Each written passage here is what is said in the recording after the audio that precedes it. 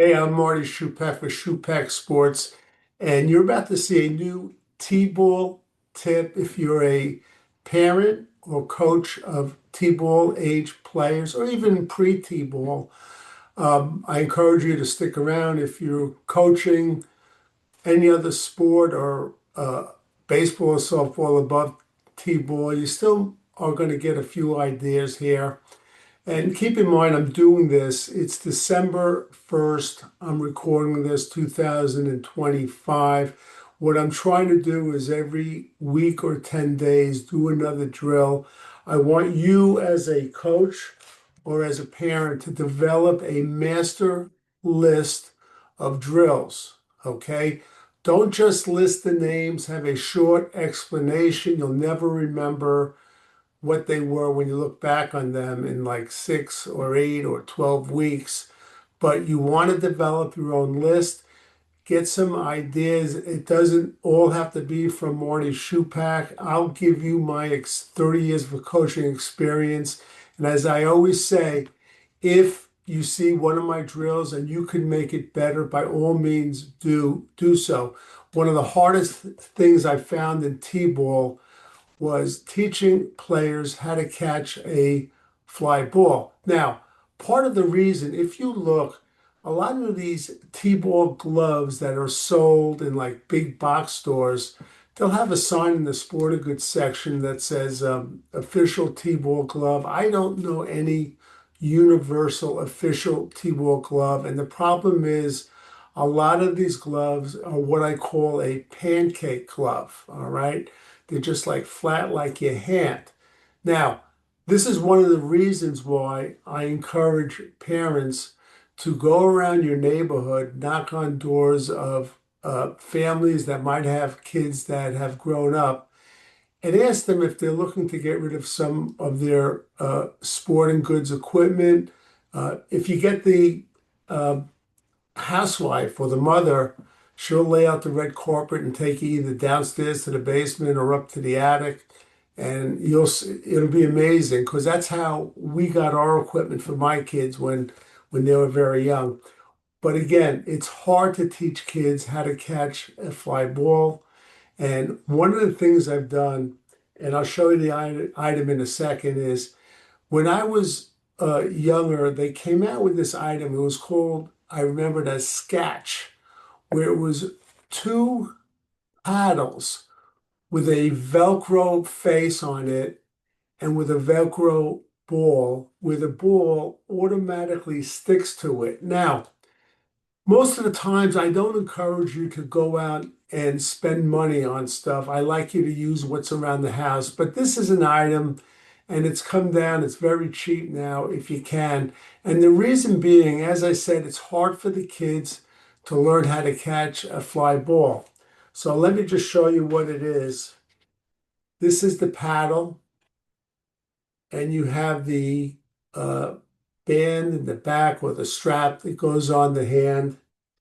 And then you have the Velcro ball, as you heard it as I pulled it off the paddle. And as you throw the fly ball, it sticks just like that. Okay. And what we're doing is we're building up a kid's confidence, and we're doing it in such a manner where it's non-threatening, where he's like 99% convinced he won't get hurt. So he'll be able to go under the fly ball with his hand in the paddle and catch it. From there, you can move to catching.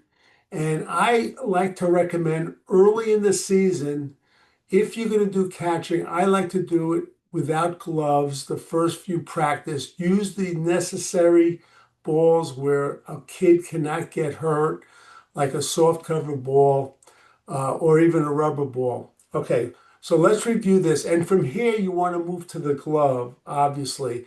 And one of the things you might want to do when they first put on the glove, you could set up some drills where they don't have to necessarily catch the ball in the glove. They just have to make contact with the glove and the ball. And please make sure you use soft covered balls for T-ball that the players will not get hurt from, okay? So in review, I highly recommend you use this Sketch. It has a Velcro ball with a Velcro surface. It'll stick right to it. It'll build up the kids' confidence. It's not that expensive and it tends to work. Couple of a tip I just want to recommend if you're coaching T-ball, try to have a newsletter. When you have a parents meeting, ask if there are any volunteers that are able to write a newsletter. Now, a couple of things I just want to mention with the newsletter. You want to do it 3 times during the season. Let's say after your first game, after midway through the season, and the third time is after the last game. There's a few requirements as when I was coach or when I was commissioner that I told my team managers to do. And number one is you want to make sure every player's name is in it at every newsletter. So even if you have a player that's very less skilled, you always put, Mary hustled on the play when the ball was hitting the outfield. Every name has to be in it. That's number one. Number two, you as the coach, you have to review the letter or the newsletter before it's handed out. All right. You want to make sure, not necessarily for grammar, but you want to make sure every name is in it. And the third thing is don't do an email newsletter for the team. It's only 3 times a year. Do it a 1-page hard copy. And the reason we do this is because a lot of parents will make their own copies. You could give them extra, and they'll send it to the grandparents that are retired living in Florida or Arizona. And the grandparents just love this stuff. They'll take it to their dining room or their clubhouse and they'll pull it out of their pockets and they'll show it off. Okay. So have a newsletter, have a hard copy newsletter. Okay. As far as books, I mentioned this book is coming out. I'll put a link on there. T-Ball Myths and Solutions. It's coming out on February 1st, 2026. You could pre-order from Amazon. I highly recommend it. I have some good stuff in this book.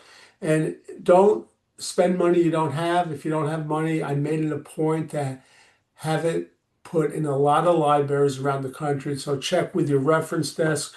So with that, we're going to close it out. Do me a favor. If you like what you see, can you please give me a thumbs up?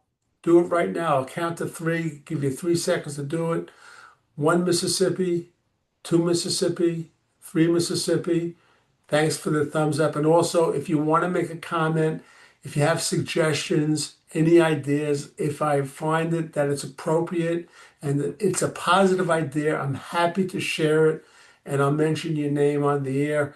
So I should be back within the next week to 10 days. Develop your list of drills. It's going to come in handy. You're going to need it. So until next time, for Marty Schupak and Schupak Sports, I'll see you at third base.